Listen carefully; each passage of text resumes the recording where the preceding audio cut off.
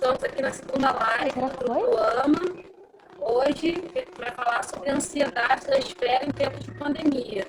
E hoje temos como convidada a Ludmila, que é técnica judiciária do ADOT Peruíbe, né, de Peruíbe, e Larissa Rocha, de Campos, né? Campos aqui do Rio de Janeiro. Com vocês, meninas. Isso. Pronto. Gente, o som para mim tá muito ruim. Para mim também. Pelo celular. Tem uma pessoa falando que não tá ouvindo. Alô? Estou te ouvindo, Larissa, pode falar. Tá me ouvindo? Tá bom. Eu fui convidada para falar um pouquinho de como foi a minha espera, né? E como as minhas filhas chegaram, né? Em plena pandemia. Coisa que eu nunca, ninguém, né, poderia imaginar que a gente estaria passando agora. E eu vou falar um pouquinho de como que a pandemia teve para mim uma Por que tá dando olho? Tá repetindo no um pouco acelerar fundo. A gente vai enrolando, né? Eu acho que a maioria das mulheres acabou adiando um pouco o sonho da maternidade. E hoje muita gente está procurando adoção por conta de adiar o sonho da maternidade para trabalhar, né? Quando a mulher começa a ir para a rua para trabalhar e ela não está mais em casa e ela não tem mais aquele tempo. E ela não tem mais aquele tempo para se dedicar aos filhos e ela começa a se dedicar à vida. Então vai adiando esse sonho da maternidade. Foi mais ou menos o que aconteceu comigo. Eu fiz uma faculdade, aí decidi que eu queria, que não estava feliz com aquela faculdade, que eu ia fazer um emprego público, aí você vai adiando. É complicado você engravidar, por aparecendo alguns probleminhas, e a adoção era um desejo meu. Mas eu pensava em fazer entejo das duas formas, como muita gente faz, tem um filho biológico e depois acaba adotando. Aí acabou que esse sonho mudou um pouquinho e eu resolvi adotar em dose dupla.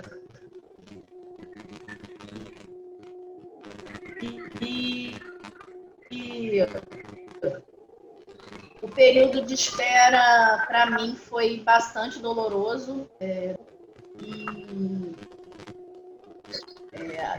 Desde a habilitação, né? Porque eu fui ao fórum para dar entrada na habilitação. Aí eu já entrei com a primeira barreira. Não, a gente não pode dar informação nenhuma. Eu vou anotar seu nome aqui. Quando a gente puder, a gente vai te chamar para te dar informações sobre como adotar. Já começou aí, a minha primeira espera foi esperar para saber o que eu tinha que fazer. Aí eu até anotei aqui, dia 18 de setembro de 2018, foi a primeira vez que eu fui ao fórum para saber o que eu precisava fazer para adotar. E eles só me responderam em novembro de 2018. Então eu passei 2 meses só esperando o que eu precisava fazer para dar entrada. Ela do jeito ansioso, né?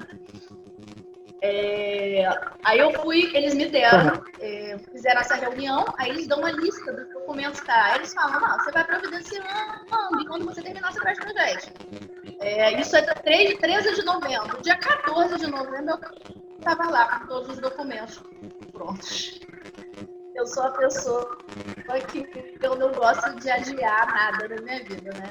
Já tem a burocracia para adiar, vou ajudar adiando mais nada.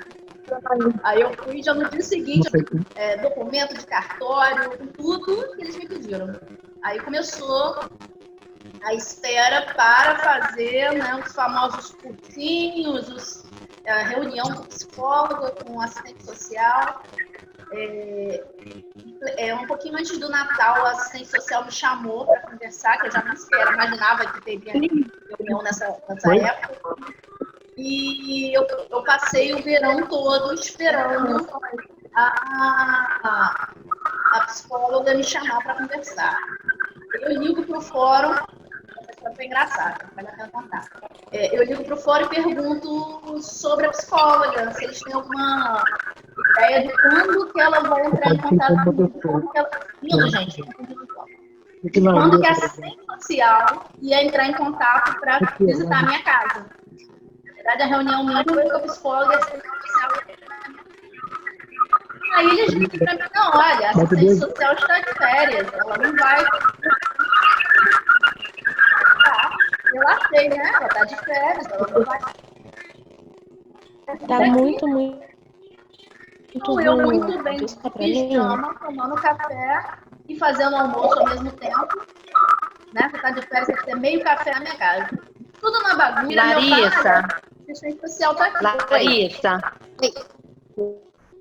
Larissa, é Yara aqui. Tem que pedir para o pessoal fechar os microfones, porque as pessoas estão com microfones abertos, está dando eco, a gente não te ouve. Pessoal, quem tiver com o microfone aberto, clica lá até aparecer unmute. Fechar o microfone de todo mundo também e deixar só o da Larissa aberto.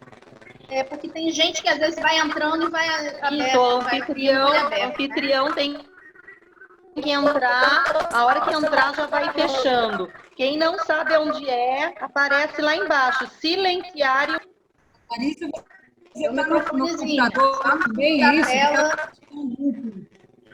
Sim, todo mundo, gente, por favor. Larissa, você está no computador ou no celular? Oi, estou no É que está tendo computador. som. Não, minto. Eu tô nos dois. Eu tô pelo vídeo no computador e o som no celular. Eu tô tendo problema de som no computador. Tem que desligar o som de um deles, tá? Que está dando eco. Sim, Tá? eu desliguei. Eu desliguei. Do computador tá desligado. Agora melhorou. Hein?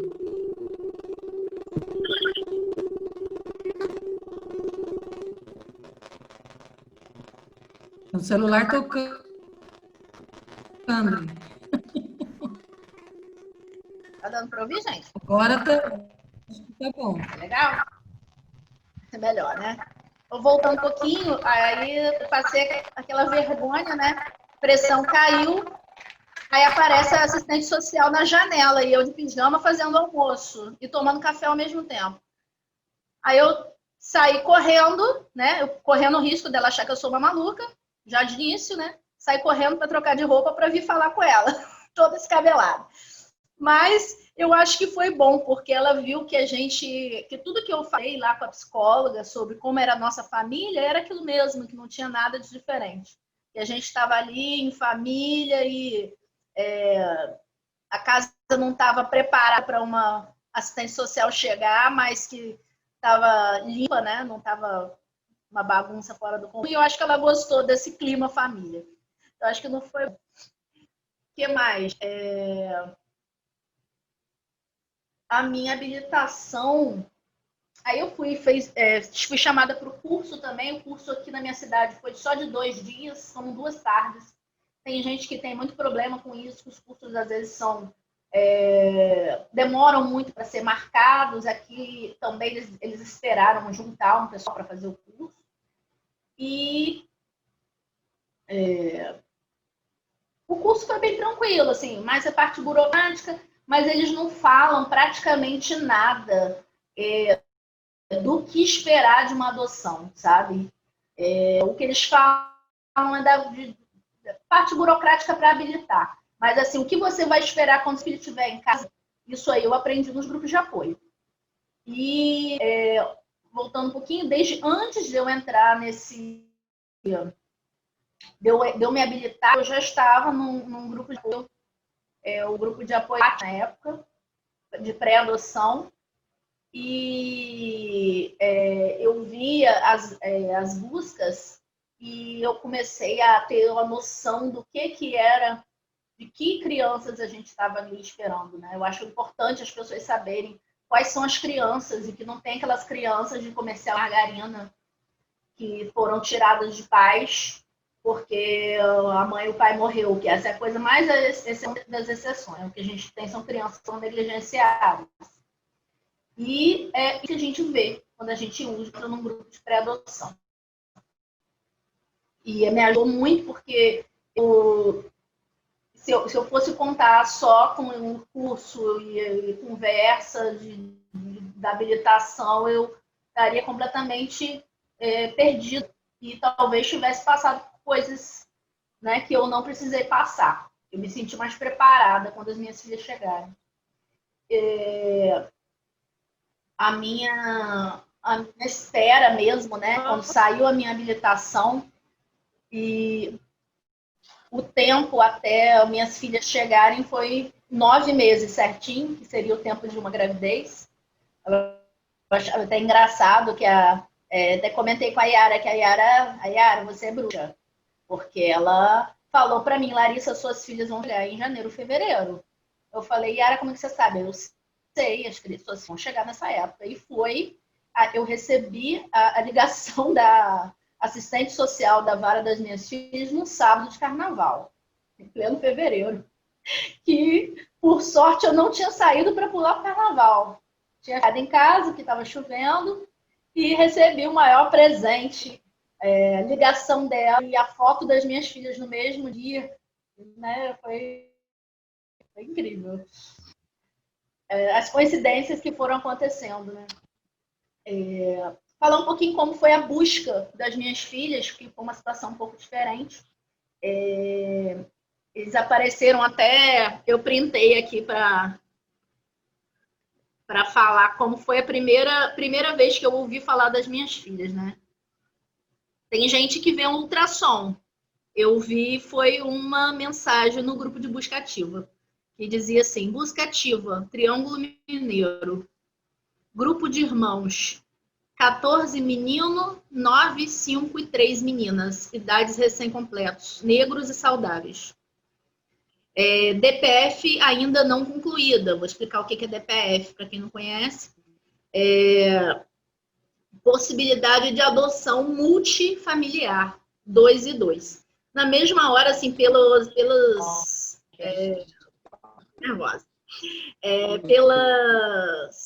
experiências que eu tive com buscas, né? Eu já imaginava assim, 9 e 5 vão ficar juntas. Aí 9 e 5 são as minhas filhas. Porque o meu perfil até então era ter 8 anos e meio. 2 meninas. 9 e 5 são as minhas filhas. Aí eu até corri lá no grupo, gente, são as minhas filhas. Eu corri para Cida, são as minhas filhas. E Yara, são as minhas filhas. E aí todo mundo virou para mim, calma, Larissa. Não é assim, né? Divisão de irmãos. A gente tem que achar a família, tem que ter uma família para os outros irmãos, né? E, olha, é difícil. Vai ser difícil, não conta com isso. Aí eu falei, olha, eu tô calma. Não sei por que eu estava incrivelmente calma. Nas outras tentativas de busca ativa que eu fiz, eu ficava bem nervosa, nessa eu estava calma. Falei, olha, eu sei que é difícil, mas eu vou esperar. Eu vou esperar e vou deixar as coisas acontecerem. E as coisas aconteceram. Apareceu família para os irmãos das minhas filhas. A assistente social aceitou a busca, apesar da minha filha mais velha ter acabado de fazer 9 anos e meu perfil era 8 anos e meio. Tudo foi acontecendo. E já começamos um pouquinho depois, eles prepararam as crianças. E eu posso dizer que a equipe, eu tive muita sorte, eu sei que nem todo mundo vai ter essa sorte, mas a equipe lá de Minas Gerais, não vou falar a cidade para não expor, né, mas foram maravilhosos e eles ajudaram tudo e eles tinham a vontade de fazer as coisas acontecerem. E isso é muito importante. Eu sei que tem gente que às vezes bate com equipes técnicas que são complicadas, mas eu acredito que a maioria quer que as coisas deem certo, né? Quer ver as crianças em família. E Aí nós vamos e entramos em uma pandemia, né? Eu lá começando a conversar com as crianças e as crianças são retiradas do abrigo e levadas para casa da técnica. Todas as crianças do abrigo foram, cada uma indo para uma casa para poder evitar a propagação da pandemia. E todo mundo, né, do abrigo e os técnicos tiveram cada vez mais pressa de colocar essas crianças em família. E a gente já estava conversando, e as minhas filhas, todas as vezes que a gente se falava, elas perguntavam quando que a gente vai para casa. Quando que você vai me buscar, mãe? Quando que a gente vai para casa? Então, juntando isso tudo, eu consegui, conversando e com muita boa vontade do juiz das técnicas, ir buscar as minhas filhas, porque se eu fosse esperar, a chance de que ficasse impossível ir buscá-las, né, porque eu sou do Rio de Janeiro, em Minas Gerais, e chance de fechar as estradas, ou seja, não tinha nem avião para ir mais. Minha intenção era ir de avião, não podia de avião, tive que ir de carro. Fui com meu cunhado e com a minha irmã, que me ajudaram, me apoiaram para ir dirigindo. E consegui, eu até contava na época para o pessoal, olha, gente, eu estou indo numa aventura épica. Vou, em meio ao apocalipse zumbi, resgatar as minhas princesas. E foi isso que a gente fez. E mais uma ajudazinha da pandemia, foi a gente poder ficar só uma semana lá e voltar com as crianças. Uma aproximação rápida, né, que a exceção não é o que a gente quer normalmente, porque o ideal é uma aproximação mais lenta, tendo mais tempo para conhecer, mas entre uma aproximação rápida e a chance de contaminação com a pandemia, né, a aproximação rápida era o ideal. Aí passei alguns sustozinhos, antes de buscar minha filha, ela começou a tossir lá. Eu virava para a Yara, pelo amor de Deus, minha filha está tossindo, minha filha está com Covid, o que eu faço? Aí já começou aquela aspiração de mãe, antes de buscar as minhas filhas, antes de conhecer, eu já estava lá, né? Me vendo como primeiro susto. Mas acabou que não foi nada, era só uma gripe e passou.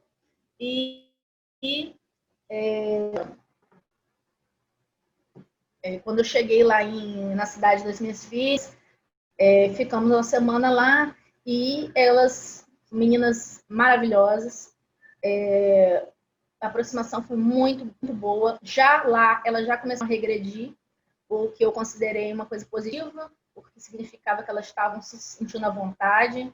Então, se seus filhos estão regredindo, é bom, é necessário, significa que eles estão confiando em vocês e que eles podem agora ficar à vontade para viver essas fases que eles não viveram. E até hoje ainda estou passando, agora estamos há 4 meses em casa, eu ainda estou passando por algumas regressões. Falar um pouquinho sobre as regressões. As duas, uma menina chegou com 5 anos, fez 6 logo em seguida, e chegou. E a de 9 anos, as duas em momentos diferentes pediram para mamar no peito. Na primeira semana de convivência, elas já pediram mamadeira, já pediram chupeta. E coisas assim, essas coisas todas eu já tinha ouvido, o grupo eu já estava esperando. Daí eu tive algumas surpresas, como mãe, limpa meu bumbum. Eu não esperava isso. Eu falei, se a criança sabe ir no banheiro sozinha, porque ela está pedindo para poder limpar? É estranho. Aí eu fui aos pouquinhos e ia conversando com as pessoas, não é assim mesmo. Minha filha chegou a pedir para a mamãe comprar fralda para mim. Mas eu acabei não comprando a fralda, não, e ela não tocou no assunto. Graças a Deus, esse negócio da fralda ficou para depois.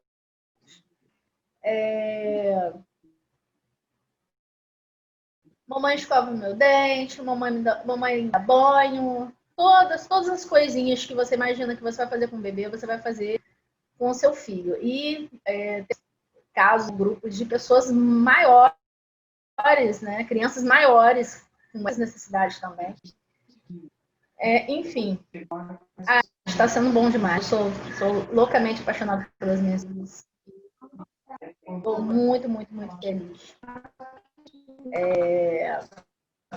Todas as coisas, todos os chorinhos do início da adaptação diminuíram bastante. Eu chorava muito para dormir, chorava muito para tomar banho. E eu fiz o que o pessoal do grupo de pós-adoção me orientava e melhorou bastante, que é colo, beijo, abraço, carinho, ninar. Ninar, hoje eu estou ninando. Ontem até aconteceu uma situação diferente, que foi, eu acho que eu comentei no grupo, eu acabei não comentando, né, de que grupos que eu faço parte. Eu faço parte do Imensidão de Amor, que é um grupo de apoio online do GA, e o grupo de apoio Norte-Noroeste Fluminense, que é um grupo presencial. Eu comentei ontem no grupo de apoio online sobre um pouquinho da regressão das minhas filhas. E o que aconteceu ontem foi elas me falando, acho que essa parte eu não comentei no grupo, elas me falando, eu sempre ninava a primeira mais nova. Nasce ela primeiro, ela tá com essa coisa de tudo que eu faço com a mais nova, eu tenho que fazer com ela. Aí ela pediu para ninar ela primeiro, e eu achei, né, nada mais justo que ninar primeiro. Vai eu niná-la primeiro, da onde que a mais nova aceita isso? Ela chora, mas ela não chora de mãe, ela chora sentida.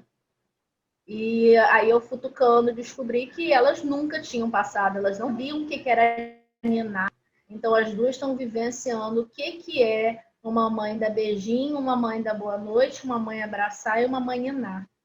E ela não, como ela não consegue entender o tempo, vou esperar a minha irmã ser ninada, ela não consegue entender o tempo pela idade, né, 6 anos.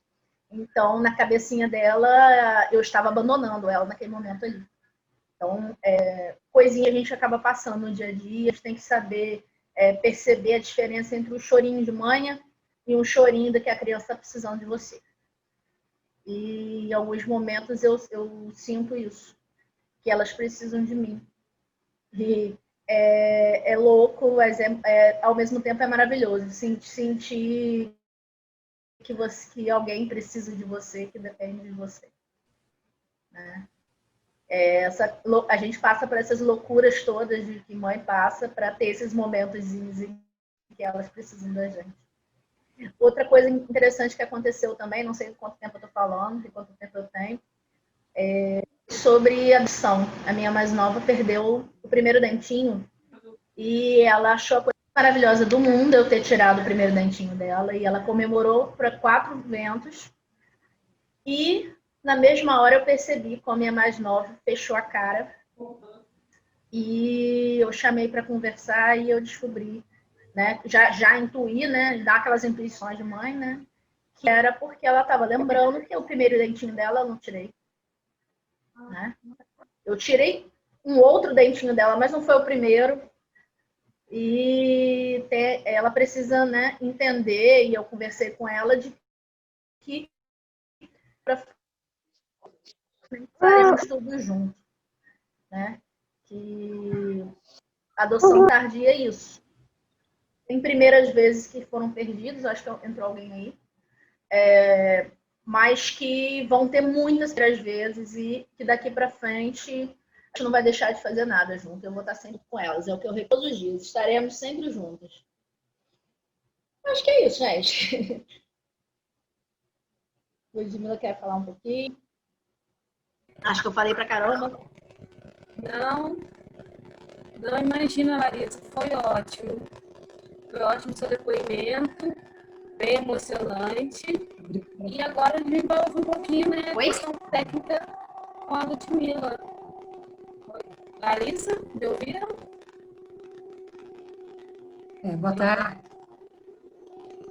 Obrigada pelo convite, lindo depoimento aí, mas vou estar falando aqui como psicóloga, tá? Acho que a Larissa precisa fechar o microfone dela, senão vai dar... Ah, desculpa. É que tem que fechar no celular, peraí. Isso.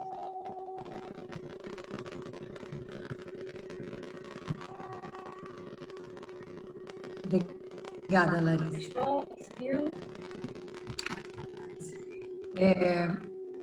Então, eu sou mãe por adoção também, né? Meu filho já tem 18 anos e... Thaís, o teu está dando retorno. O meu não consegui fechar. Pode ir. Gravando. Ui. Tá. E essa tecnologia, né? A gente tem que aprender. Não, e a internet. Ui. Isso. Acho que agora... Estão me ouvindo? Então, né? Bom, eu vou trazer, então, alguns conceitos da psicologia, tá? E algumas coisas também, lógico, da minha experiência enquanto mãe por adoção, né? E técnica também do Poder Judiciário, tá? Não estou falando em nome do fórum, né, do meu trabalho, mas dividir algumas experiências. Acho que esse tema é super importante, não só a ansiedade na pandemia, né, mas a gente observa esse nível de ansiedade aumentando muito nos pretendentes, tá? A ansiedade é uma manifestação assim comum em todas as pessoas, em todo ser humano, até porque, vamos dizer assim, ele é um sinal de alerta por alguma coisa que pode estar, né, nos preocupando. Mas a gente tem que tomar cuidado dele não ser um nível prejudicial da ansiedade, não chegar ao nível que prejudique as nossas atividades, tá? Ou que faz a gente se sentir incapaz, sentir inferior, né? E que ameace a nossa autoestima, tá? A ansiedade, ela tem muito a ver com medos, assim, pessoais da gente, não com perigo real, alguma coisa que existe, tá? Em termos de transtornos de ansiedade, como psicopatologia, nós temos vários, tá? Tem a ansiedade generalizada, ansiedade relacionada ao transtorno obsessivo-compulsivo, pânico, fobia específica, eu tenho fobia de barata, fobia de aranha, fobia social, né? Medo de estar em lugares com muita gente, ou um transtorno de estresse pós-traumático. Eu passei por um trauma e aquelas lembranças vêm muito no meu sonho, ou até antes de dormir. Não é dessa ansiedade que nós vamos estar falando aqui, mas se você tem, né, a esse nível, uma ansiedade assim, que seja grave, né, não leve, não moderada, pode precisar, então, aí de uma ajuda especializada. Mas como é que eu vou saber se a minha ansiedade é num nível normal ou um nível que está precisando, então, de uma ajuda profissional, né? Tem várias formas da gente avaliar isso. Uma delas é assim, qual é o impacto que essa ansiedade está causando na minha vida pessoal ou profissional, ou nas duas, né? Então, está me impedindo realmente de fazer coisas que eu tenho que fazer normalmente, de trabalhar, não consigo me concentrar, manter um foco, né? Só fico com aqueles pensamentos que estão como que invadindo a minha mente, uma preocupação excessiva, né? Se eu estou sofrendo muito com isso também, então pode ser que eu esteja com um nível aí moderado ou até grave de ansiedade, tá? Isso vai ter que ser avaliado, então, muitas vezes por um profissional. E também há quanto tempo que eu estou com esses sentimentos, né? Quanto mais tempo demorar, persistir esses pensamentos, essas sensações, pode ser mais difícil de ser resolvido, de demorar mais tempo assim para ter um tratamento. Em algumas vezes eu vou precisar de medicação até, né? A medicação, ela muitas vezes é necessária, eu comparo até como se fosse uma muleta. Num tratamento, por exemplo, você quebra um braço, uma perna, você vai precisar, muitas vezes, ou de uma tipóia, ou vai precisar de uma muleta. Então, muitas vezes a gente precisa de um uso de uma medicação até para eu poder baixar o meu nível de ansiedade para conseguir pensar, conseguir me concentrar, né, nas atividades que eu tenho que fazer. Então, não sou favorável, né, a de cara já entrar com medicação, porque tem que ser avaliado. Mas por que você está falando isso, né? Não é esse estresse, esse nível de ansiedade que a gente vive aqui. Mas eu já tive, por exemplo, pretendente à adoção, que tinha uma história de ansiedade muito elevada, mas que tinha sido tratado 2 anos antes da adoção. E que quando essa pessoa recebeu o bebê até, ela não conseguiu ficar com esse bebê e acabou tendo uma devolução. Então, houve falha na avaliação dessa pessoa, né? No caso, não fomos nós que fizemos essa avaliação, mas pode ser que sim, no sentido que muitas vezes as pessoas, o pretendente pode ter escondido, né? Ou ele escondeu deliberadamente, ou ele achou que já não era mais importante. Não, eu fiz esse tratamento há tantos anos, eu estou bem, né? Já não sinto mais nada.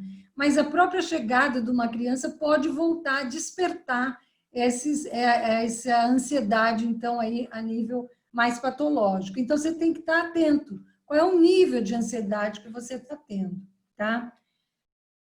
A ansiedade, ela pode se manifestar por sintomas físicos, sintomas, né? Alguns aspectos, assim, a nível psicológico e de comportamento também. Sintomas físicos, por exemplo, eu ficar com uma respiração ofegante, sentir falta de ar, sentir dor no peito, né? Uma palpitação, uma fala muito acelerada, aquela pessoa que não para de falar, fala muito rápido, né? Fica o tempo todo falando, tá? Posso roer unhas, ter tremores, né? Agitação de perna, não sei onde põe a mão, né? Fico ali mexendo, ou uma pessoa muito tensa, pode ter sensação de desmaio, sentir tontura, enjoo, vômito, diarreia, enxaqueca, boca seca, tá? E insônia, por exemplo, são sintomas de ansiedade, né? Sintomas psicológicos, uma preocupação excessiva, dificuldade de concentração, um medo constante, parece que alguma coisa ruim vai acontecer, né? Uma sensação de estar perdendo o controle e não ter controle dos meus pensamentos, por exemplo, tá? Tratamento da ansiedade, né? Pode precisar de medicação, como eu já falei, muito, né? Em muitos casos é indicada psicoterapia, tá? Eu posso me beneficiar com yoga, tai chi chuan, tá? Já tem pesquisas que mostram até que o tai chi, o yoga, equivale a 6 meses, por exemplo, de medicação, de uso de medicação, né? Geralmente, uma psicoterapia, gente, ela começa a fazer efeito, e mesmo a medicação, em torno de 3 meses, que vai realmente fazer efeito. Então, tem que exercitar esse autocontrole. E aí, então, o relaxamento, né? Uma atividade física, caminhada, andar 2, 3 vezes por semana, meditação ajuda, até a alimentação, ter uma alimentação mais adequada, né? Tem muita coisa na internet que você pode achar que vai te ajudar também a controlar a sua ansiedade, tá? Isso influencia, né? Quando a gente está nervoso, o intestino é uma das primeiras áreas assim que a gente tem afetado, né? Por que é importante, eu estou falando em relação aos pensamentos? Porque o nosso cérebro, ele não diferencia o que você está imaginando e o que é realidade. Então, se eu fico imaginando algo ruim, tá? O meu cérebro vai realmente agir como se algo ruim tivesse acontecendo naquele momento. O cérebro é no aqui e agora, tá? E ele vai somatizar os meus pensamentos. Eu não estou falando aqui daquele negócio, você pensa que vai acontecer, de lei de atração, né? Não é isso, tá? Mas a sensação física, o pensamento, ele influencia no nosso estado físico, da mesma forma que o nosso estado físico influencia nos nossos pensamentos também, né? Então, até a nossa postura física, tá? Se eu tenho uma postura mais de poder, né? Assim, por exemplo, de estar com braços abertos, eu estou mais tranquila, é diferente de uma postura que eu estou assim tensa, né? Que eu estou deprimida, triste, cabisbaixo. Então, o meu físico influencia no meu estado, né? Emocional, como o meu estado emocional influencia meu estado físico. Então, vamos estar mais atento ao nosso corpo, ao sinal também que o nosso corpo dá para a nossa mente e vice-versa, tá? E muitas coisas acontecem a nosso nível inconsciente, né? Qual a minha história de vida em relação a ser mãe, ser pai, né? Inconsciente é uma parte do nosso cérebro em que ficam registradas as nossas emoções, as nossas experiências desde bebezinho, desde que a gente está na barriga, né, da nossa mãe. Então, é muito importante que a gente preste atenção nas nossas emoções.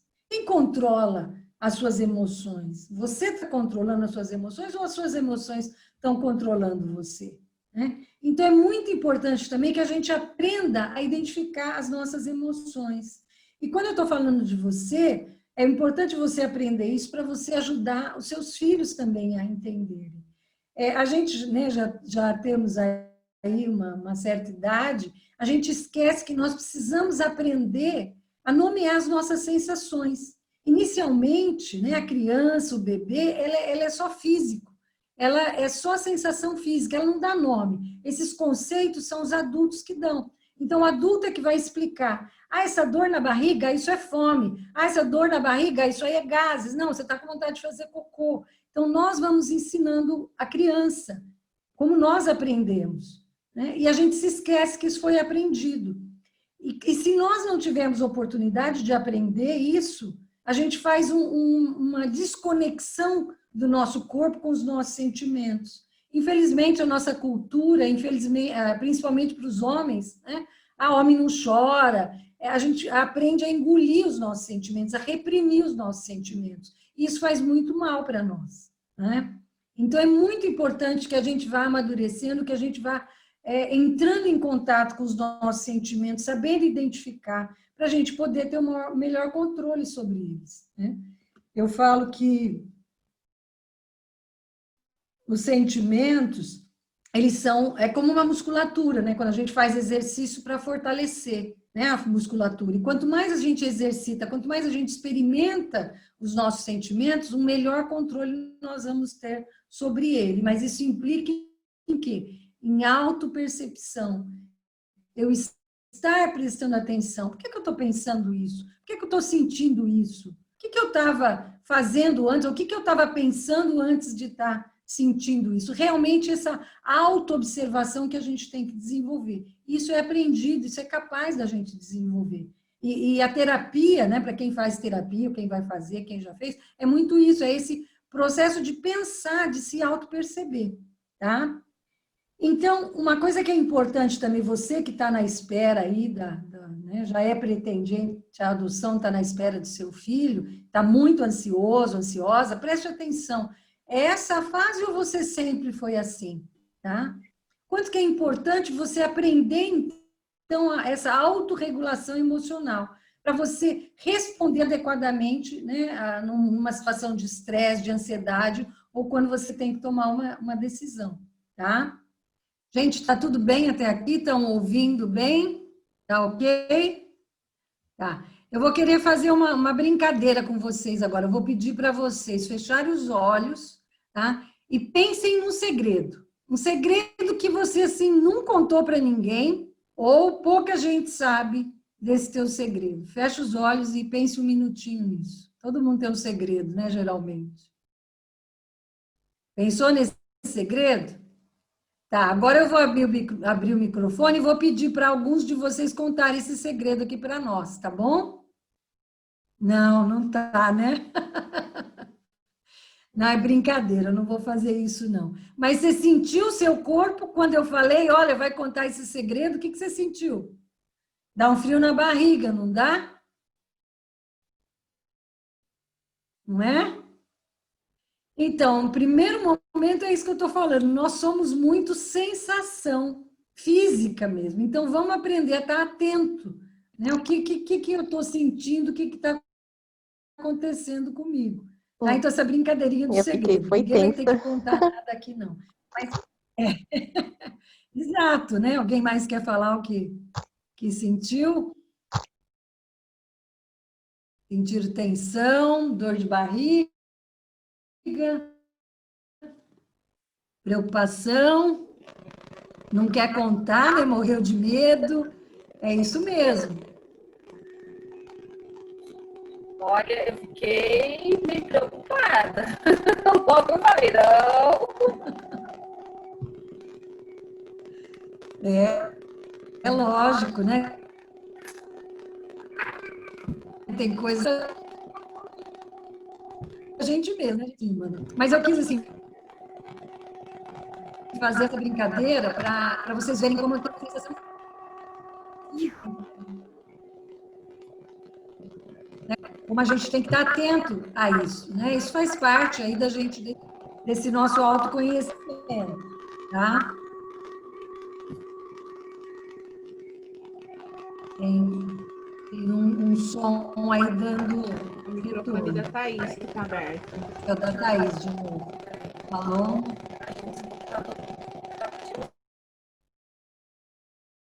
Aí, tá, obrigada. Isso. Deixa eu falar mais um pouquinho só. Bom, então, é muito importante o que eu estou falando, para a gente identificar a nossa ansiedade, né, no sentido da gente perceber o nosso próprio corpo. Isso é uma conexão com a gente mesmo, tá? Então, eu fico tensa, eu transpiro quando eu estou nervoso, né? Eu prendo a respiração quando eu estou com medo. Então, estou falando, isso é importante para eu ir me percebendo como é que a ansiedade se manifesta no meu corpo e para educar meus filhos também, ajudar que eles aprendam a lidar, desenvolver estratégia a lidar com isso. Eu acho super bonito. Meu filho até hoje, ele tem 18 anos, ele fala, mãe, é para contar até 10, né? A gente ensina a criança, olha, cheira a florzinha, sopra a velhinha, né? Cheira a florzinha, sopra a velhinha. A respiração é um índice muito certo do controle que a gente tem. Quando a gente está bem, a gente não percebe a nossa respiração, né? Então, é uma estratégia de autocontrole, vamos contar até 10, tá? Uma outra coisa que é muito importante, a gente tem que ficar 80% da nossa vida no presente, tá? Eu estou na presença agora. Se eu fico muito preso no passado, isso é muito característico da pessoa depressiva. Ela fica lá pensando no passado, no que ela queria ter mudado. Gente, o passado passou, nós não podemos mudar o passado. Nós devemos ficar, vamos dizer assim, 10% da nossa vida no passado para a gente aprender com a experiência. Bom, o que eu fiz que não deu certo? O que eu posso mudar? Então, tudo bem. Não é negar o passado, tá? Mas não é ficar preso no passado. Como a gente também não pode ficar preso no futuro. O passado não existe mais, o futuro ainda não existe, não chegou. Hoje é o futuro, né? Hoje foi o futuro de ontem, né? Ontem foi o presente, ontem já foi o futuro, de anteontem já foi o passado, mas presente, né? Como essa palavra mesmo diz, né? É um presente que a gente recebe de viver o hoje. Não estou dizendo que isso é fácil, não, gente, mas isso é possível e aprender, tá? É algo que a gente desenvolve. Então, nós precisamos focar realmente no hoje. Isso nos ajuda a diminuir a ansiedade, né? É importante que eu viva esses 10% no futuro para eu fazer um planejamento da minha vida. Mas não pode ser algo que eu não viva hoje e fique só imaginando. Não. Tenho que imaginar, eu vou até o futuro, imagino algumas coisas, mas volto para o hoje para pensar, bom, para eu ter aquele futuro, o que eu preciso fazer? Então, se eu quero mudar de emprego, quero mudar de casa, quer dizer, o que eu preciso fazer hoje? Que estratégias eu tenho que mudar hoje para amanhã, né, eu conseguir. Então, por exemplo, ontem eu estava estudando, estava relendo algumas coisas para eu preparar essa palestra de hoje. Então, ontem eu estava nesse futuro que seria hoje, fazendo leituras, revendo algumas coisas do passado também, o que eu já aprendi, o que eu posso falar, né, o que eu posso sistematizar para estar trazendo aqui para vocês hoje. Tá? Então, o futuro ele deve ser um planejamento, né? O futuro ajudar no planejamento, mas do hoje, o que eu vou fazer hoje. Tá? E a gente, é muito importante essa questão da gente encarar o futuro no sentido das nossas habilidades, tá? Então, tem um livro até muito interessante, de 1975, né? Esse livro chama Além do tédio e da ansiedade, em que ele fala que nós temos que pensar nos desafios, mas desenvolver as nossas habilidades para enfrentar esses desafios. Se eu tenho um desafio muito grande, mas sem habilidade para lidar com esse desafio, isso vai aumentar a minha ansiedade. Agora, se eu tenho um desafio e desenvolvo habilidade para lidar com esse desafio, a minha ansiedade abaixa, tá? Então, o que eu quero dizer aqui? Bom, o meu desafio, né, é estar preparada, aqui no caso, para receber meu filho em adoção, tá? Então, onde que eu posso me focar? Se eu estou muito no futuro ou no meu passado, eu preciso pensar, como é que está meu presente? Por que eu estou fugindo do meu presente? Porque às vezes a gente faz isso, a gente vai lá no futuro ou no passado para fugir do hoje. O meu hoje está muito chato? Será que é isso que está acontecendo comigo? Está tão chato e eu não me sinto capaz de mudar, então eu fico fugindo desse hoje? Mas a gente só vai poder mudar se eu pensar no hoje, o que eu posso fazer hoje para o meu futuro ficar melhor, né? No processo de adoção, é muito importante para eu planejar, né, o meu futuro, quando esse filho chegar, eu pensar como é que foi, então, no meu passado, como foi a minha relação com meus pais? Como é que foi a relação com meus irmãos? Que tipo de mãe, pai eu espero ser? Quando eu estou pensando lá na relação do meu pai com a minha mãe, estou indo para o passado, mas para pensar no que eu aprendi com eles. O que eu quero fazer igual, o que eu quero fazer diferente, o que eu quero fazer mais ou menos. Com os meus irmãos também, a Larissa trouxe aí a questão do ciúme entre irmãos. Como é que foi a relação minha com meus irmãos? Como é que a gente lidava com o ciúme, né? Competição, tá? Entre irmãos, que é natural, já fizemos lives sobre isso, né? Lá no futuro, que tipo de pai e mãe eu espero ser? Qual é o meu projeto de vida? Como é que meus filhos se encaixam nesse projeto? Né? Eu preciso estudar mais. Eu brincava que eu fiz mestrado, né? Formei em psicologia, depois fiz mestrado, e os colegas falavam, doutorado. Eu falei, bom, eu tenho um doutorado que chama Letícia, eu tenho um doutorado que chama Luiz Eduardo. Né? Depois de 20 anos que eu fiz o meu mestrado, é que eu fui fazer meu doutorado, que era um sonho meu, tá? Acrescentou pouco na minha vida, quer dizer, eu fiz um intervalo de 20 anos. Então, os meus filhos estiveram nesse projeto e o meu doutorado foi adiado. Agora, eu não posso cobrar dos meus filhos em nenhum momento, foi uma escolha minha. Então, eu tenho que ter muita consciência disso, para não sentir que meus filhos são impedimento dos meus sonhos. Tem gente que coloca a culpa nos outros do que acontece. Então, cuidado. Você é pai e mãe que vai usar seus filhos como desculpa do que você fez ou deixou de fazer? Cuidado com isso, né? Qual é o uso que você vai estar fazendo dos seus filhos? Você vai querer, né? Como ontem estava sendo bem falado na questão da palestra sobre vínculos, né? Você está querendo que seus filhos realizem o que você não realizou? Você pode se frustrar ou você pode frustrar os seus filhos. Então, vocês percebem que o tempo todo eu estou falando aqui de autoconhecimento, né? Um outro aspecto também, a sensação de ansiedade, ela pode vir muito acompanhada da raiva de eu não controlar esse futuro. É lógico que ninguém controla, nós não controlamos o futuro. A ansiedade, ela vem porque a gente não aceita não controlar o que vai nos acontecer. E nós temos que aprender a desapegar, a realmente deixar as coisas acontecer. Até aquele livro que eu comentei, eles chamam muito do estado de flow, o estado de fluxo, né? Quando eu alcanço esse estado de deixar, de aceitar as coisas como acontecem. Mas não é aceitar de braço cruzado, sabe, seja o que Deus quiser, colocar toda a responsabilidade de Deus, ou do universo, né? Ou do destino, o que você acredita. Não, tem coisas que eu posso fazer. Eu gosto muito daquela oração da serenidade, né? Eu me lembrei agora, nem estava aqui nas minhas anotações, mas que pede a Deus que me dê serenidade para que eu possa diferenciar, né? Para que eu tenha coragem de mudar o que eu posso mudar para que eu tenha paciência de aceitar o que eu não posso mudar e coragem, né, de saber diferenciar essas duas situações. Porque o que é o sofrimento? É quando a gente dá um murro em ponta de faca.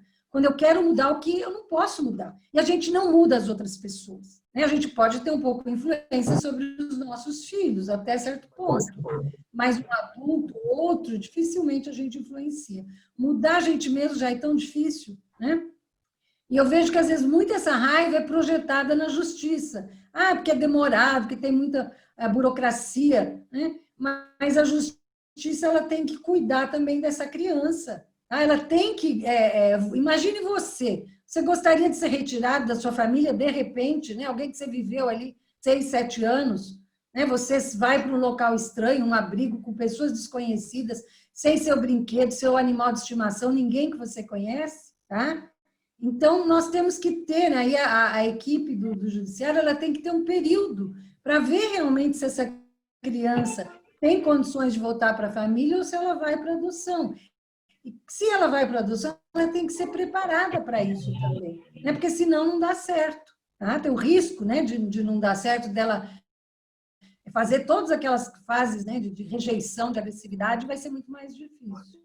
Então, a ansiedade nas etapas aí do processo que a gente observa de adoção, você tem na habilitação, né? Desde você levar os documentos, depois tem que esperar o curso, né? Quando que vai ter curso? Isso varia muito de comarca para comarca. O ECA fala lá que tem que ter curso, o judiciário tem que dar esse curso, mas não fala quantas horas é de curso, de quanto em quanto tempo, qual é o conteúdo. Isso fica tudo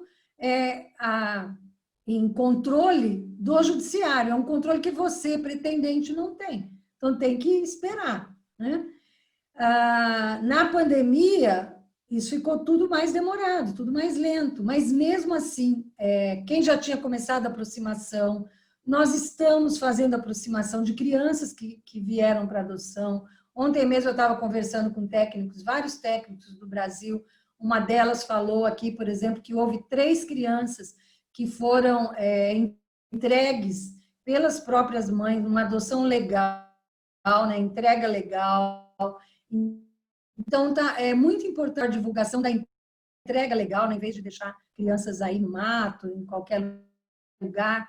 Então, está havendo, sim, na pandemia, estamos fazendo adoção, processo de aproximação, mas depende de cada comarca. Tem comarca que não tem equipe, tem comarca que é uma equipe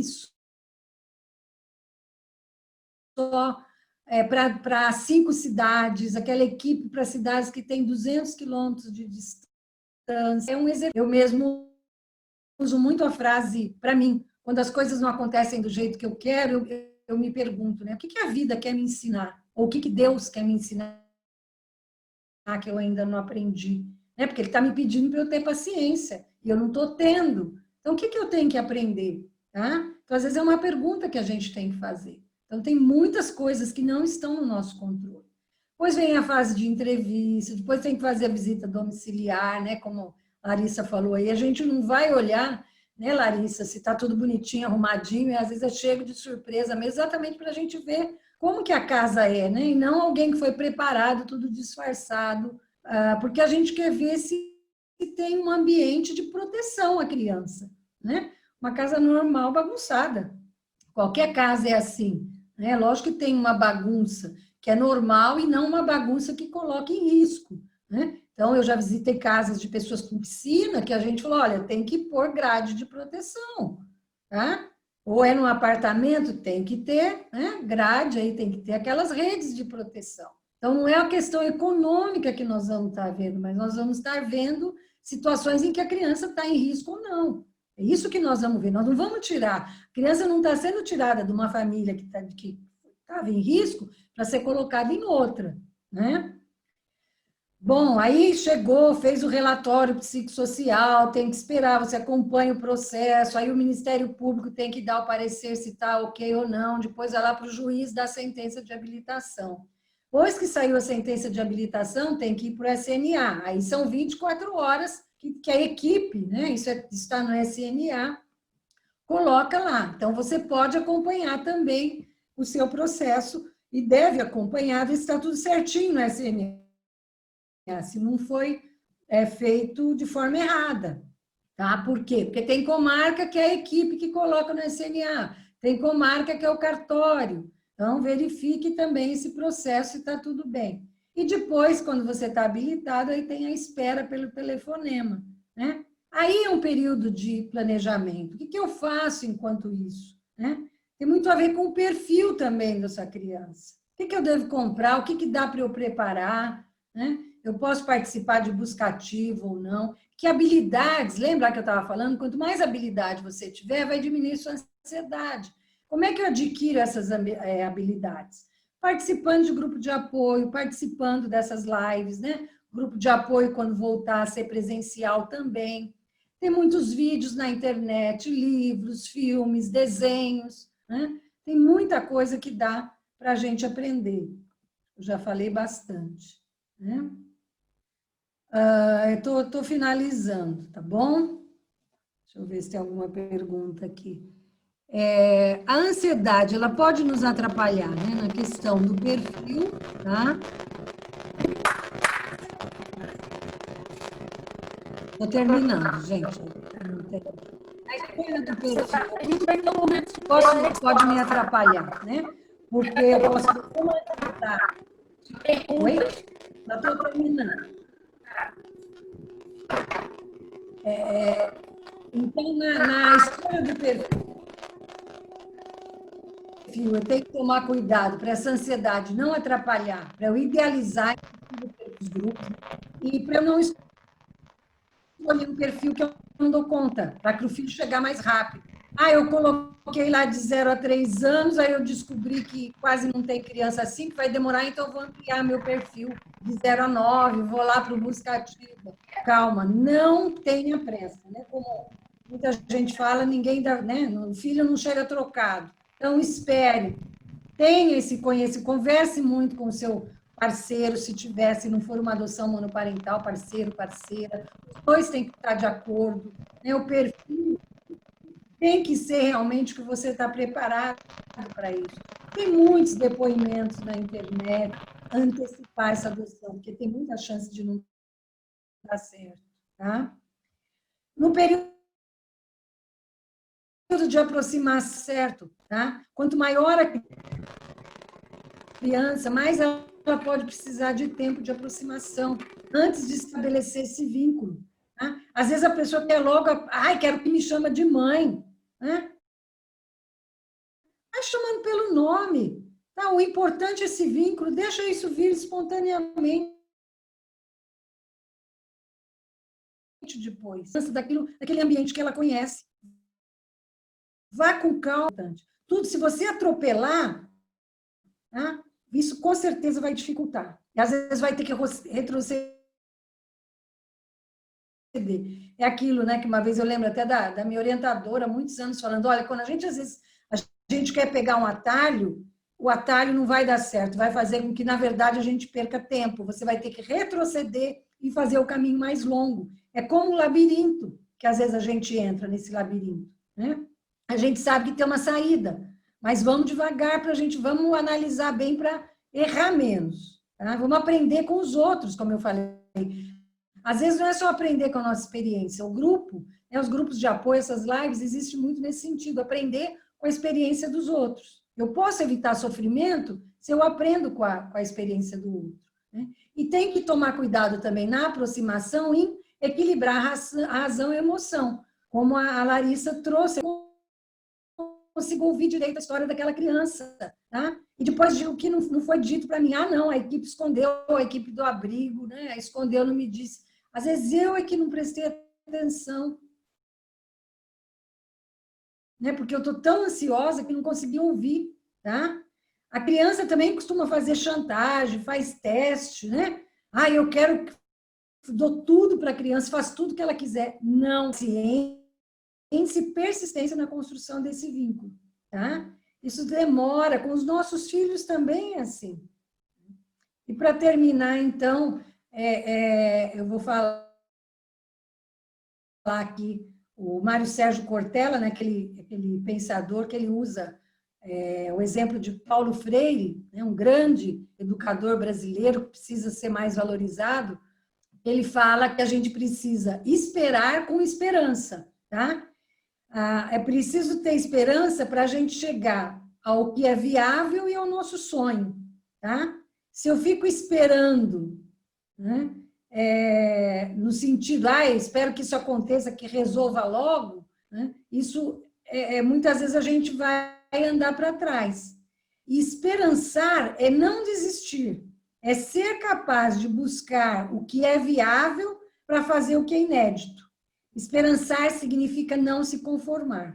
Então, é saber, né? Quer dizer, a gente tem que esperar com esperança, tá bom? Acho que eram essas palavras que eu queria trazer para vocês aí antes da gente poder responder aí, trocar algumas ideias, tá? A Yara está com a mão aberta. Ela está levantada a mão. Quer fazer alguma pergunta, Yara?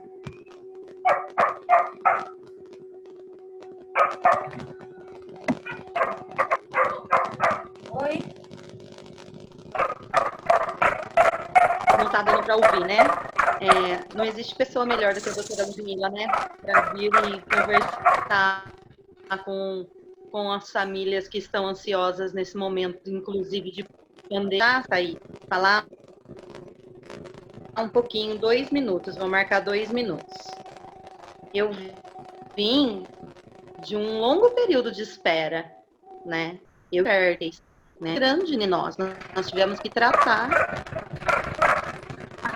né?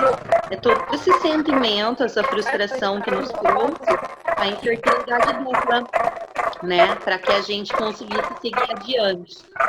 E nós percebemos com o passar de habilitação para adoção. E quando nós entramos de novo, veio a ansiedade, né? Condicionar o presente, né? Viver o presente, não condicionar o passado ao futuro, né? Algumas coisas que nós fazíamos aqui em casa, eu e meu marido, era quando ele percebia que eu estava chorosa, ansiosa demais, porque um percebe isso no outro, né? Quando é 2, né? Um percebe quando o outro está mais ansioso, depressivo, choroso, não acordou bem, está falando muito do assunto, né? É importante que o casal, quando é casal, tenha esse apoio um do outro, né? E quando é mãe, pai solo, procure uma pessoa de confiança para você poder dialogar nesse período de espera, porque é muito difícil. E nós fizemos algumas coisas aqui, tô de olho no relógio, que deu muito certo, tá? A gente estudava sobre adoção de segunda a quinta, sexta, sábado e domingo, a gente saía para dançar, a gente saía para passear com os amigos, nós condicionávamos nosso tempo a séries, livros, né? Nós não ficávamos 100% condicionados a um futuro, né? Nós nos preparávamos, sim, mas a gente não ficava 100% do tempo condicionado a futuro. Às vezes até eu chegava para ele e falava, olha, vamos ver se entrou vídeo novo no Quintal de Ana, que essa semana a gente não olhou, né? Vamos ver o Grupo Ana Gonzaga, ver se entrou alguma coisa? Seja, a gente acompanhava também de Pernambuco. Então, nós, como casal, nós precisamos um ajudar o outro e precisamos viver o presente, como a Ludmila falou. Porque senão, a gente ia ficar condicionado a achar que a gente só ia ser feliz, só ia ser completo quando os filhos chegassem. E nós iríamos deixar de viver esse presente.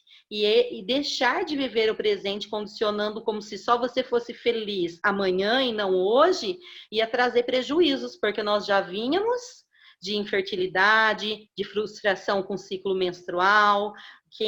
Os pais que estão aqui na live, né, que passaram por isso, sabem, né? A gente já vem de um período muito difícil, né? Então, deixar para vocês isso, gravar o que a técnica mãe para adoção, essa querida doutora Ludmila falou. Vivam o presente, o filho de vocês vai chegar, tratem de vocês, né? Namorem, passeiem, assistam séries, vão para o cinema, Ah, mas já faço tudo isso, Yara. Continue fazendo. Não condicione sua vida à chegada do teu filho, porque ele vai chegar.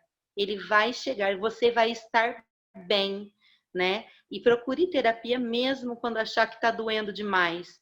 Porque aqui em casa sempre meu marido falava: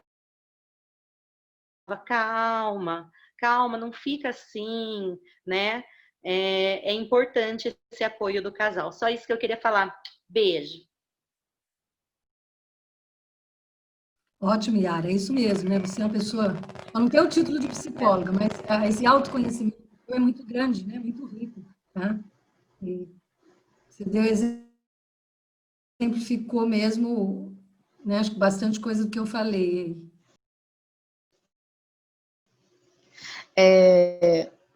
Ludmila, vocês estão me ouvindo? Sim. A Yara falando aí, eu acabei lembrando de comentar, né, aqui dessa parte da ansiedade, como é que a gente faz para aguentar, né?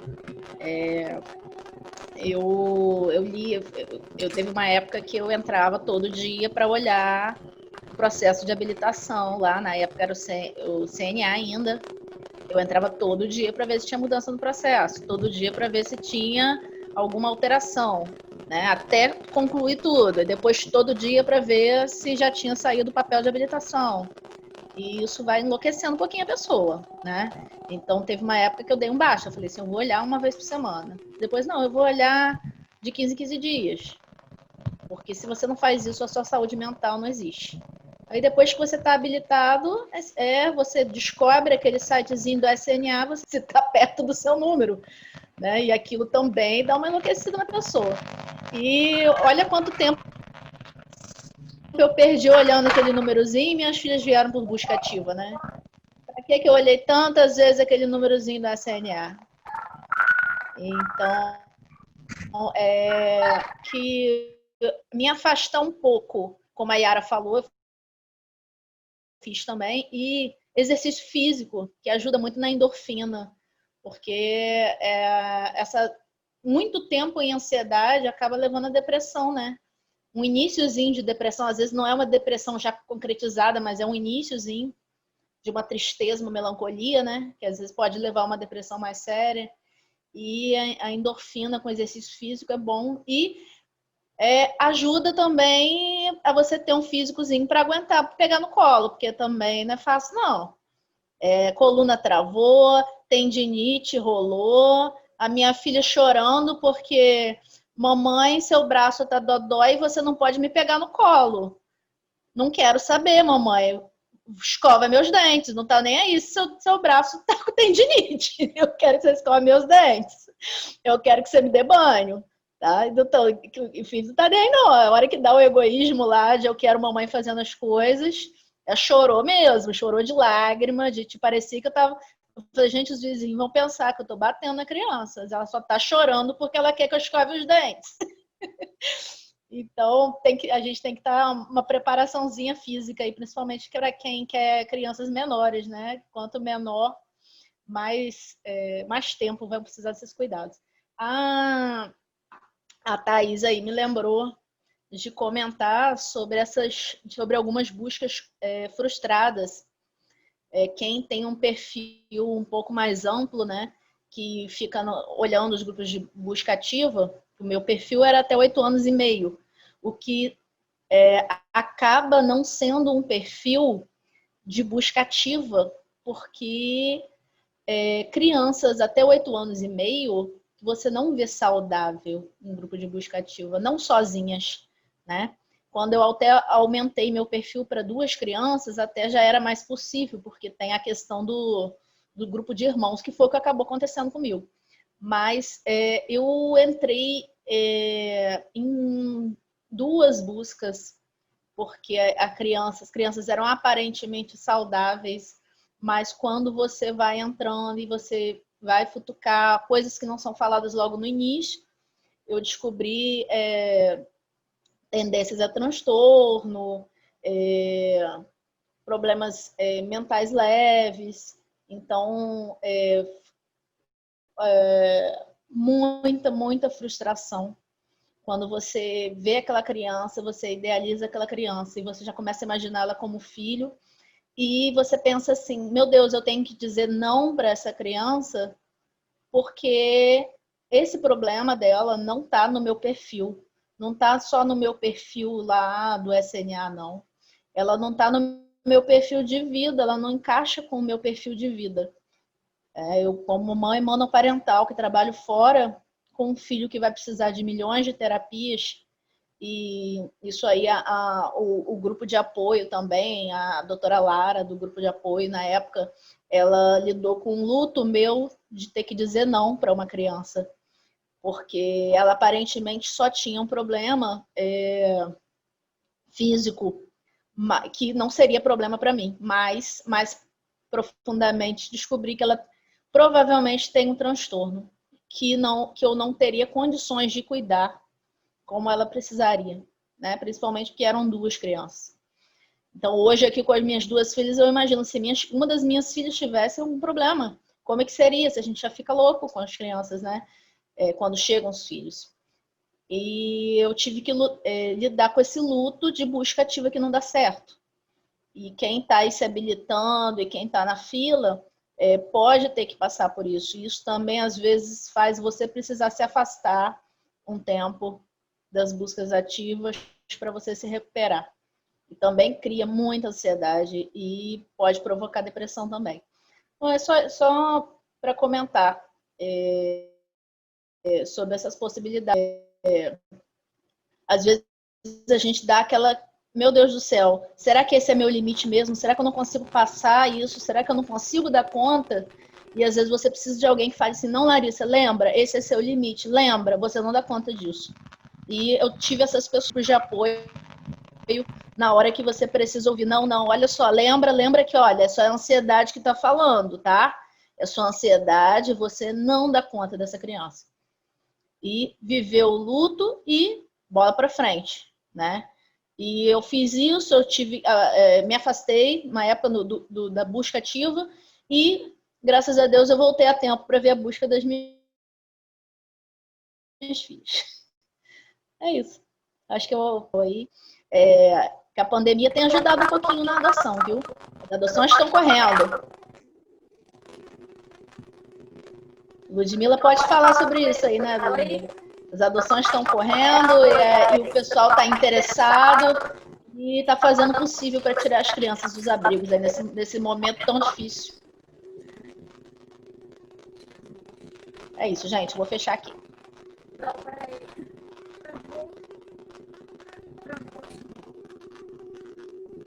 Não estou te ouvindo, Thaís. Foi.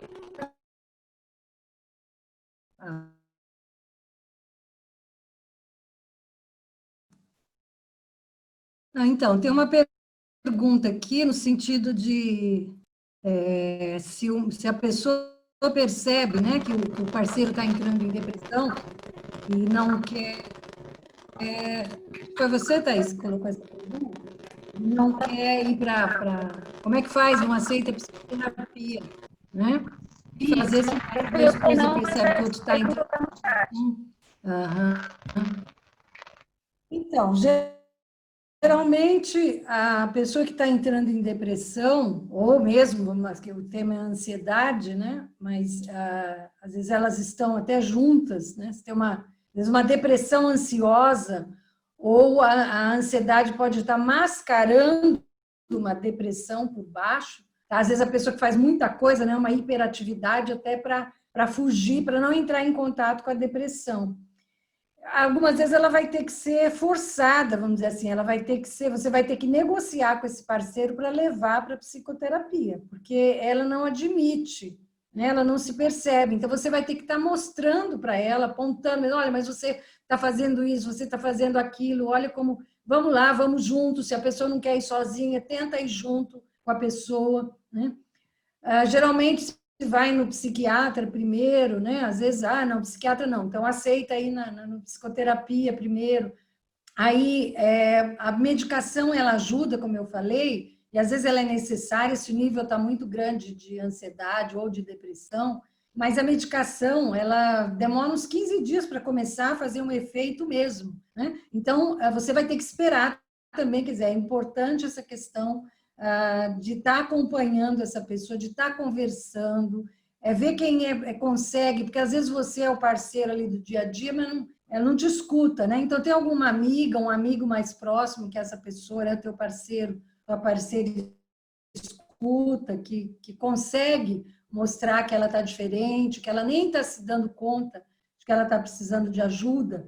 Tem um mito muito grande, né? Ai, quem faz terapia é fraco, quem faz terapia é louco. Nós, psicólogos, falamos o contrário. Quem faz terapia é uma pessoa forte. Forte por quê? Porque a gente tem que se olhar os nossos defeitos, né? Olhar as nossas falhas. Então, isso precisa de força. Por quê? Porque eu tenho que aceitar que eu não sou uma pessoa perfeita, né? Que eu preciso de ajuda, que tem alguém nesse momento que está melhor, entre aspas, do que eu, porque eu sozinho não estou dando conta. Então, eu tenho que ter muita força para aceitar isso, né? Tem que ter humildade para aceitar que eu estou precisando de ajuda de alguém naquele momento. Mas quanto mais a gente se conhece, mais forte a gente é. Onde eu sei as minhas fragilidades, né? As minhas vulnerabilidades, é onde eu posso exatamente me fortalecer. Então, tem até uma autora, né, a Brené Brown, ela tem aquelas vídeos no YouTube que fala como é importante a gente aceitar a nossa vulnerabilidade. É isso que nos fortalece, é isso que nos torna humano.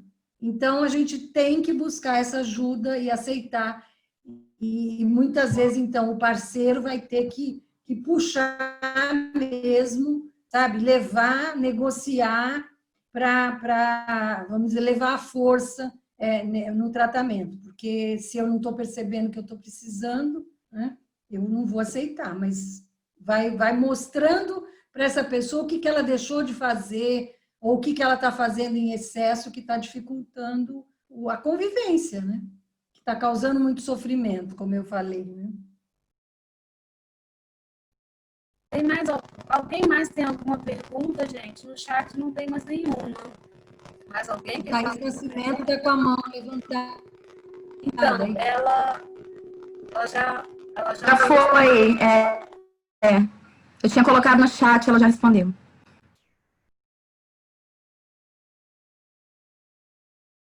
Então, eu acrescentaria, eu gosto muito desse livro aqui, não sei se vocês conhecem, da psicóloga Jadete, em que alguns grupos até estão trabalhando, o Acolher de Mariporã trabalha, são cartas para você fazer para o seu filho, enquanto espera, né?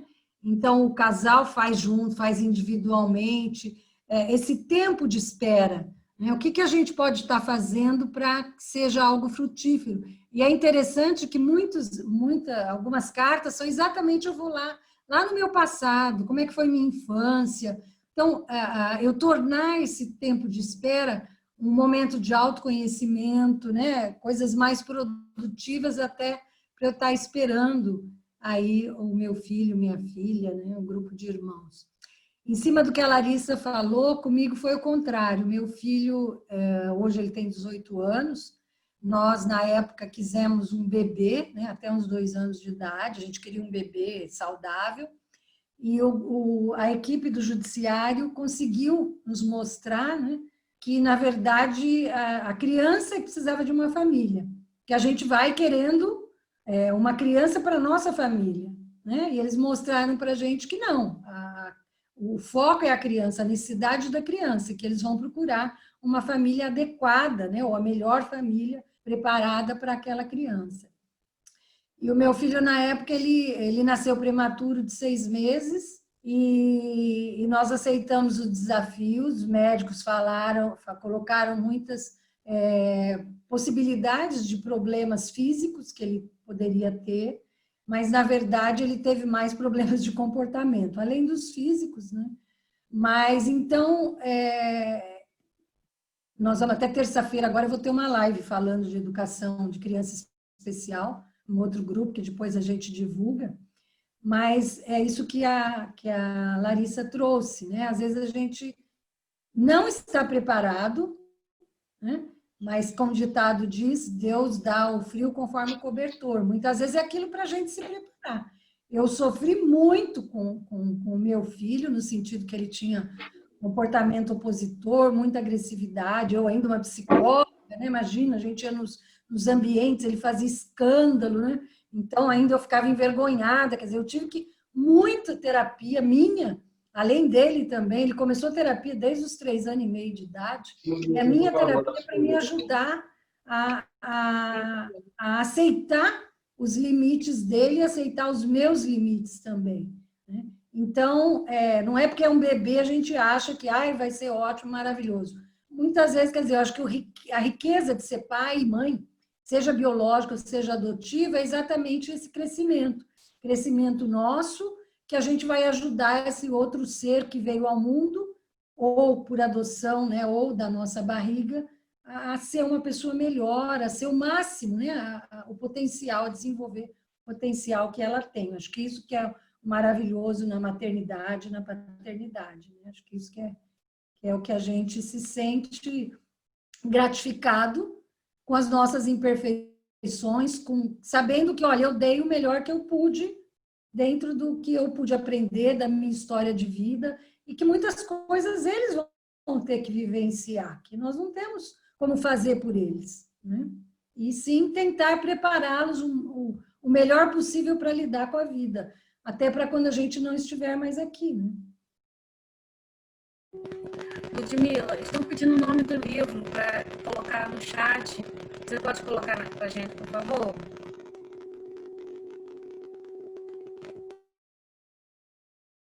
Eu vou digitar aqui, tá? É no grupo Acolher Mairiporã, de São Paulo, do estado de São Paulo, no Facebook. Eles publicam as cartinhas dos participantes, é bem interessante.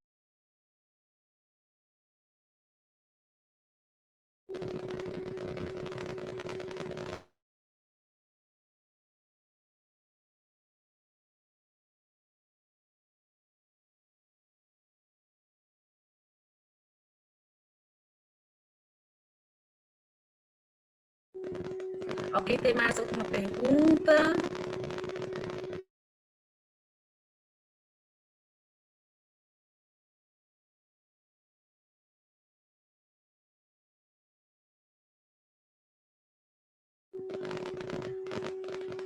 Não, gente? Ninguém? A Ludmila está colocando aqui. Reflexões sobre o tempo de espera. Preparando a família para a adoção. De Jadete Calisto.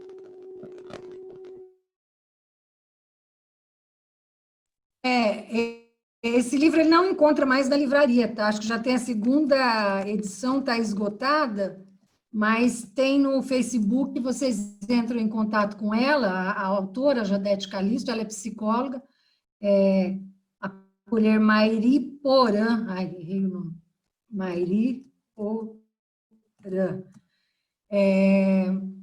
E aí pede, ela manda pelo correio, tá? Quem tiver interesse.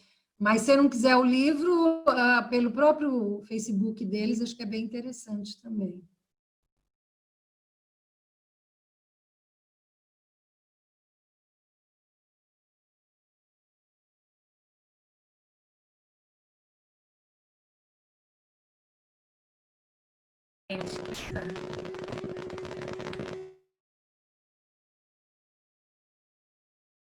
Oi. Oi, alô. Então, gente, eu agradeço Larissa, Ludmila, pela disponibilidade, pelos depoimentos riquíssimos. Tenho certeza que muita gente aqui, pelo pessoal que está comentando no chat, muita gente aprendeu bastante, muitas reflexões profundas. Tenho certeza que a gente conseguiu contribuir um pouquinho com todo mundo. Tá bom? Obrigada, Larissa. Obrigada, Ludmila. Até a próxima live. A gente agradece a todos aí pela presença. Bom, obrigada. E boa tarde. Muito sábado, obrigada. Né? Até a próxima, né? Terça-feira temos uma outra. Obrigada, Larissa. Gratidão. Obrigada, pessoal.